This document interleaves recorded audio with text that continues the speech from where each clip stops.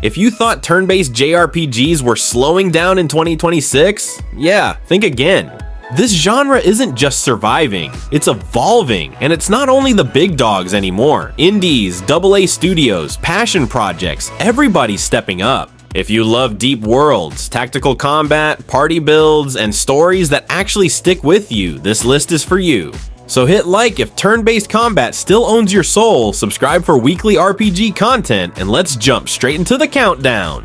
Kicking things off at number 10 is STARBITES, and this one has that scrappy underdog energy. It's a mecha JRPG set on a war-torn desert planet where you roll with a crew of scavengers just trying to survive. You're not some chosen hero with divine powers. You're grinding for resources, fighting raiders, monsters, and bosses just to stay afloat. And honestly, that grounded setup works. Combat is fully turn-based, but you're piloting customizable mechs. That means loadouts matter, parts matter, strategy matters. It's not just about leveling up, it's about how you build your machine and how your squad synergizes. Between missions, you explore city hubs, take on contracts, and slowly uncover what's really going on in this broken world. Visually, it's colorful and expressive, which contrasts nicely with the harsh setting. If the writing lands and the combat depth holds up, this could be one of 2026's sleeper hits. Mechs plus turn-based, I'm in. At number 9, we've got Seed of Nostalgia, and yeah, the name tells you exactly what you're getting. This one leans hard into SNES and PS1 era vibes. Pixel art, classic fantasy setting, emotional soundtrack. It feels like something you would have rented on a weekend and accidentally sunk 40 hours into. But it's not stuck in the past. You've got skill trees, crafting systems, and modern quality of life upgrades layered on top of that retro core, so it respects the classics without feeling outdated. And here's something I like, it's around a 30-hour experience. Not every JRPG needs to be 120 hours long. Sometimes you just want a tight, focused adventure with secrets to uncover and meaningful progression. If you've been craving that old school feel but don't have unlimited time anymore, this might be the perfect middle ground. Simple concept, strong execution potential, sometimes that's all you need. Now at number 8, we've got Lost Hellden, and this one is screaming classic JRPG energy.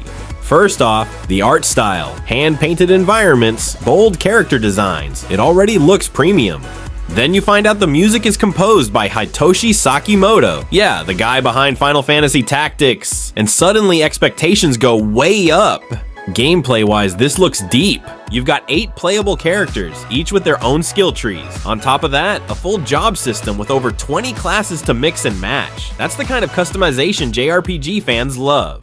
Build variety, party experimentation, replay value. And yes, there's even a card mini game, which, let's be honest, every great JRPG somehow ends up having. If the narrative and balance hold up, Lost Hellden could easily be one of the standout traditional turn-based releases when it drops. It looks confident, and that's a good sign. At number 7, we've got Persona 4 Revival. It's wild to think Persona 4 is almost 20 years old, but here we are. After the success of Persona 3 Reload, a full revival was basically inevitable. And honestly, this is the Persona remake I've been waiting for. Persona 4 has a totally different vibe compared to the flashiness of Persona 5. It's smaller town, foggy streets, creepy TVs, that subtle folk horror tone hits different. Underneath that cozy rural setting though, it's still classic Persona, social links by day, dungeon crawling by night, and tight turn-based combat that rewards exploiting weaknesses and smart party setups. If Revival modernizes visuals, smooths out pacing, and keeps that emotional core intact, this could become the definitive way to experience one of the most beloved JRPGs ever made. Newcomer or veteran, this one's gonna pull people in all over again. Coming in at number 6 is SacriFire, and this game has been on people's radar for a while now. And for good reason. First, the visuals. Gorgeous pixel art blended with 3D environments that feel alive. It's got that nostalgic SNES soul, but it doesn't feel stuck in the past. Second, the combat system. It mixes real-time elements with turn-based mechanics, which already makes it stand out. You're not just selecting commands and waiting. There's movement, positioning, and rhythm to it. And then you add the soundtrack by Motoi Sakuraba. Yeah, the composer behind games like Tales of Symphonia and Star Ocean, The Second Story. And suddenly this project feels serious. It's ambitious, it's polished, and it looks like the kind of RPG that doesn't settle for good enough. If everything clicks, SacriFire could easily punch above its weight in 2026. At number 5, we've got Spaceman Memories, and this one feels personal. You play as an astronaut waking from hypersleep to a world that's changed, overrun by spirits and twisted reflections of Japanese folklore. That alone is such a strong concept. It blends sci-fi with traditional myth in a way that feels thoughtful instead of chaotic, and visually it's rocking this colorful 2.5D style that immediately stands out.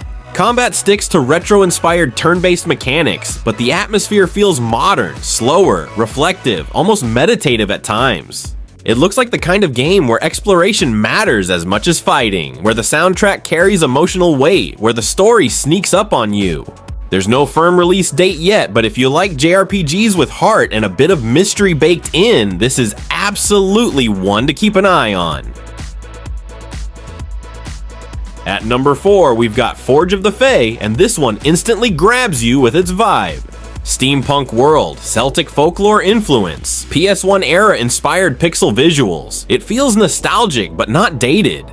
You're investigating disappearances tied to a mining strike, and that grounded setup gives the story a bit more weight than your typical save the world plot. Gameplay revolves around crystals and fey magic that let you manipulate the environment, both in combat and outside of it, so strategy isn't just about damage numbers, it's about how you control the battlefield. And I like that it promises meaningful choices, decisions that actually shape how things unfold. Combat looks accessible at first, but the deeper systems reward planning and smart builds. It's got a demo up already, and if that's anything to go by, this could be one of those RPGs that quietly builds a strong fan base once people get their hands on it. Classic roots, modern execution, that combo works. Coming in at number 3 is DecaPolice, and yeah, this one's been through some delays. Originally planned way earlier, now aiming for 2026. But honestly, if that extra time means polish, I'm fine with it. This is Level 5, the studio behind Professor Layton and the Curious Village, so mystery and storytelling are kind of their thing. DecaPolice lets you investigate crimes in both the real world and a virtual simulation. You gather clues, analyze evidence, and then dive into turn-based battles inside the digital space. That dual world concept is strong. It mixes detective gameplay with JRPG combat, which isn't something we see every day. If they nail pacing and keep the investigation segments engaging instead of repetitive, this could be one of the more unique RPGs on the list. Level 5 doesn't usually miss when it commits, so expectations are high. At number 2, we've got Cross Reverie, and this one leans hard into dark anime energy. You follow 8 participants in something called the Trial of Nightmare. Yeah, that name alone tells you this isn't gonna be lighthearted. What makes it interesting is the structure. Instead of one straight linear campaign, Cross Reverie offers multiple routes, character builds, and endings. That replayability already gives it an edge. Combat looks tight and focused on dungeon crawling fundamentals, party synergy, risk management, and smart resource use. It's less about flashy spectacle and more about surviving brutal encounters. If you like your JRPGs a little edgier, a little heavier, and packed with branching paths, this might be your kind of game. Mystery driven, replayable, dark. That combo works. And at number 1, we've got something completely different, Infinite Alliance. This is basically an indie JRPG crossover event. Characters from 13 different indie RPGs team up in one pixel art adventure. We're talking heroes from games like Chained Echoes and Jack Move, all sharing the same battlefield. That's such a cool idea. It feels like a celebration of the indie turn-based scene, a love letter to the genre's recent resurgence. And here's the kicker, it's going to be free, which is kind of genius because it'll probably push you to check out the original games if you haven't already. If the writing balances all those personalities and the combat doesn't feel bloated, this could be one of the most fun and community-driven JRPG experiences of 2026. It's ambitious, it's creative, and it represents how far indie turn-based RPGs have come. That's why it takes the top spot.